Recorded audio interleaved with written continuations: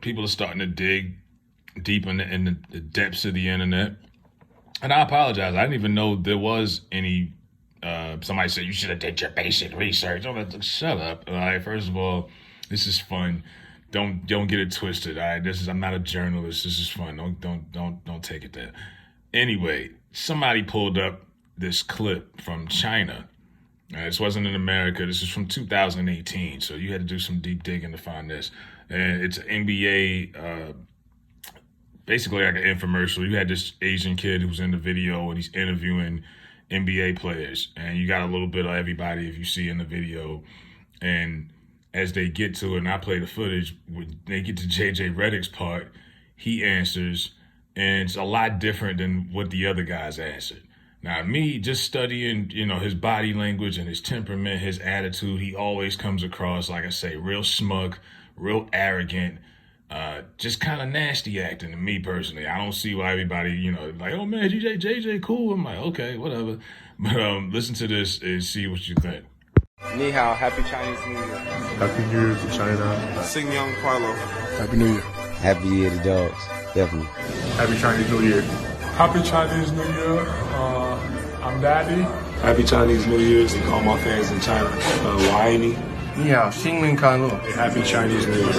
Happy Chinese New Year. 新年快乐. Happy New Year. 恭喜发财 to all my Chinese fans. Happy Chinese New Year to all the fans in China. Yeah, Happy New Year to all my Chinese fans out there, and I'm looking forward to getting to China. I want to wish you all a Happy New Year. 春节快乐. Happy New Year's. 新春快乐. 新年快乐. Happy Chinese New Year to everybody in China. 加油，加油，加油. China, Happy New Year. Happy New Year and go Jazz. I just wanted to wish all of the NBA fans in China a very happy Chinese New Year. So I wish you guys a Happy Chinese New Year. Happy New Year. I would just like to wish everybody in China a happy Chinese New Year. 春节快乐. 新年快乐. Happy Chinese New Year. 新年快乐. Yes, happy Chinese New Year. Hey, what's up, Chinese fans? And I appreciate you guys supporting us. 新年快乐. Fellow China and my Chinese fans, thank you guys for your support. Stevens, happy Chinese New Year to all of our fans in China. We appreciate your support. All right, so as you see in that video, everyone had a pretty much mild, normal answer. He said what he said. And he was questioned about this in 2018, and he basically told them, well, I was tongue-tied, it was a mistake, and of course he got booed real heavy out there in China, as rightfully so. But like most guys like that, they don't really admit to anything anyway. He's like a heel in wrestling. They'll do something bad and then say someone else cheated. You never take credit for doing anything bad. And to his credit, Jeremy Lin stood up for him. Remember Lin Sanity? He stood up for him, if that means anything. But yeah, people are now digging through the files. And for the Lakers, this is bad. This guy's been he's been there 48 hours, 72 hours. And people already digging up stuff. You had the girl from Duke University the other day.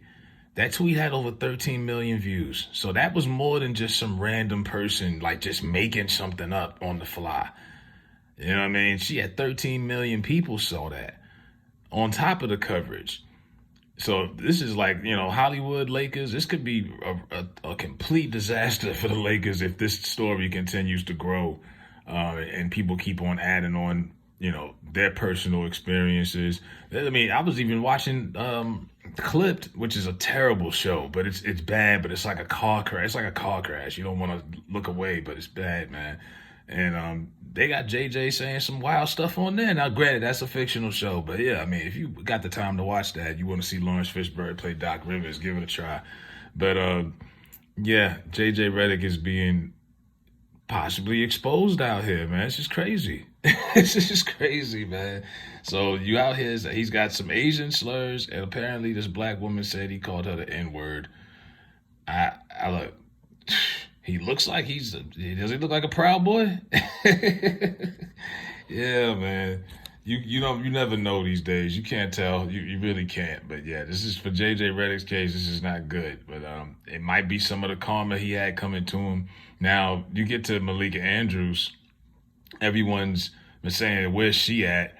why hasn't she responded? Remember, she got her bread and butter about a year and a half ago when the Ime Udoka situation happened. And she was on ESPN acting like it was the end of the world. What about accountability? That was her favorite word, accountability. He's got to be accountable. Well, why isn't, at some point, JJ might have to be accountable. But I got a feeling if this was a player, and we all know what kind of player, what she would have been. You think she wouldn't have been on this story if this was an active NBA player? Or even, a Jalen Rose or somebody like that. Remember, Andrews was his co-worker. They were colleagues for the last, 5-6 years, however long she's been there too. He was working for ESPN up until last week during the finals. So that's one of her buddies. They probably eat lunch together. Who knows? But she's everyone right there right now. Out there, Stephen A's not going to speak on this on his podcast, even though he claims they keep it real. Shannon's not going to say anything. They all waiting for another step, another leg to grow on this story. So that's probably why you're not hearing anything from her. But you know how she get down. If this was anybody else, she would have been on their ass. But, it's JJ. But with Ime, we have to be accountable. This is for women rights. And she was up there damn near in tears. But you ain't going to say nothing about JJ Redick. Oh, no. Like I said, wouldn't be surprised if they try to just sweep it under the rug and keep moving. Now, this isn't like, it depends on your level of sensitivity, I guess, and how hard evidence this is. If this is enough evidence for you to deem him as a prejudiced human being or not. Some people just is like, whatever. You've probably seen worse playing video games and looking at Twitch chats. I know it's a lot of racist people out here who just say all type of crazy shit. But when you're the head coach of the Lakers, it's different. You got a different microscope on you, and people is looking at this. And now you got people who are going to start really doing their research. Then you got AI out here, but this isn't AI. That's why I was like, let's show you the visual. That's real. That's from 2018. So there's no making that up. That's what he said. And when they asked him, and he was asked, he just said, "Oh, I got tongue-tied." I was like, yeah, right. Classic excuse.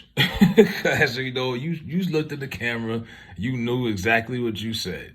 But yeah, I wouldn't see none of the media people, because they don't have any guts to say anything about this. Like I say, when you see something, I'll let you know. But until then, yeah, Malika Andrews and the media, they're not going to give up the goods on JJ. They're going to let the story grow a little bit more.